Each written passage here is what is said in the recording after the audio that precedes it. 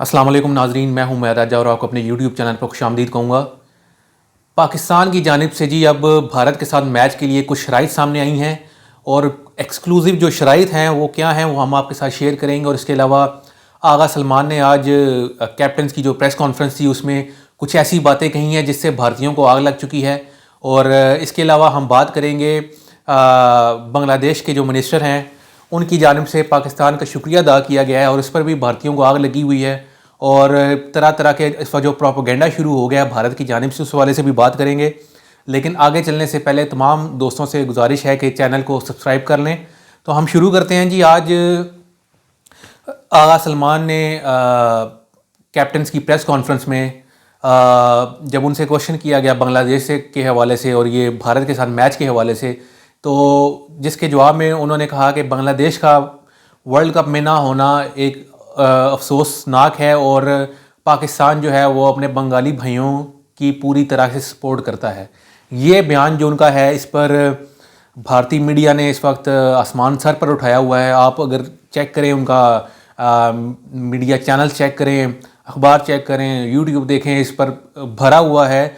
और पाकिस्तान और बांग्लादेश का जो नेक्सस है, ये जो सो कॉल्ड नेक्सस जो बनाकर पेश कर रहे हैं और इस तरह से तनकीद कर रहे हैं जैसे पता नहीं सलमान अली आगा ने कोई अनहोनी बात कर दी है।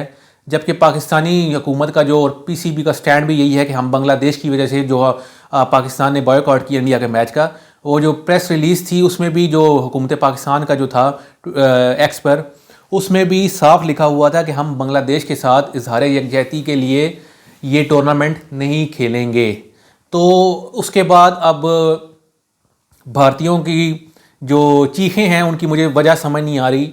इसके अलावा जो बांग्लादेश के मुशीरे खेल हैं उनकी जानिब से कल वज़ीर आज़म शहबाज शरीफ ने जो काबीना इजलास में खिताब के दौरान बात की कि हम बांग्लादेश के साथ हैं और बांग्लादेश की वजह से हमने T20 वर्ल्ड कप में शिरकत भारत के साथ मैच जो है वो हमने इसी वजह से नहीं खेल रहे कि बांग्लादेश को ICC की जानिब से इंसाफ फराहम नहीं किया और उन्हें T20 वर्ल्ड कप से बाहर किया गया।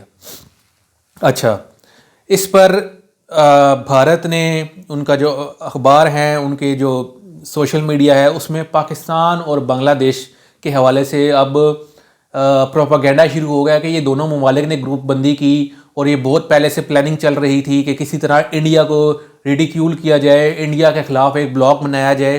तो अब पाकिस्तान और बांग्लादेश ने ये उसी जो ब्लॉक इन्होंने बनाया, जो प्लानिंग थी, उसी का नतीजा है कि पाकिस्तान ने भारत के ख़िलाफ़ मैच का बॉयकॉट किया है।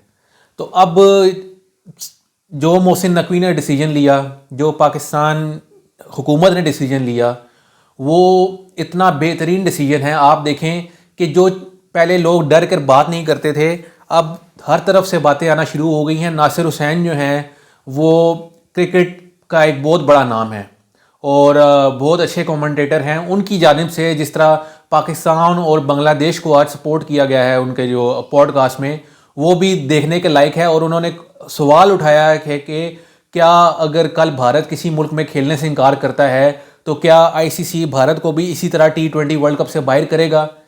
ये एक बहुत बड़ा क्वेश्चन है क्योंकि हम सबको इसका जवाब पता है कि अगर भारत किसी मुल्क में खेलने से इनकार करता है तो ICC का जो दोहरा मेयार है तब सामने आएगा।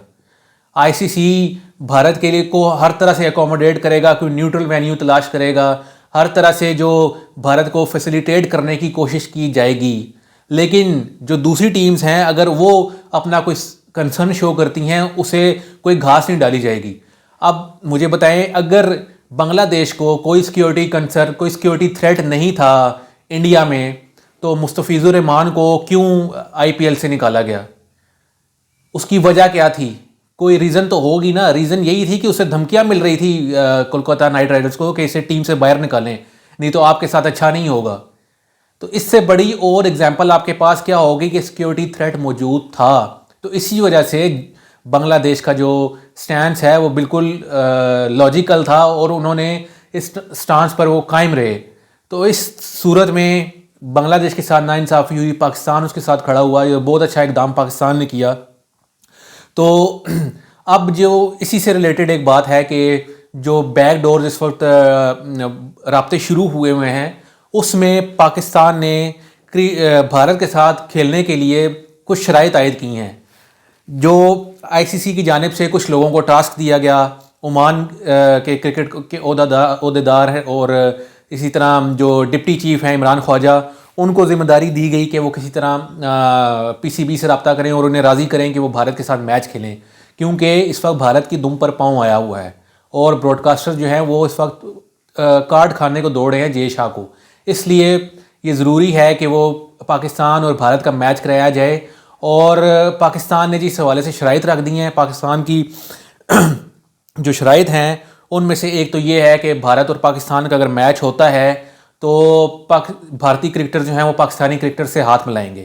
آپ کو پتہ ہے کہ پاکستان اور بھارت کا جو ایشیا کپ میں جو معاملات ہوئے تھے اس پر جانے کی بجائے میں سیدھی بات کروں گا کہ پاکستان اور بھارت کے کرکٹر جو ہیں وہ ہاتھ ملائیں، اور اس کے علاوہ پاکستان اور بھارت کے میچ سے جو آمدنی ہوتی ہے اس میں پی سی بی کو بھی حصہ دیا جائے.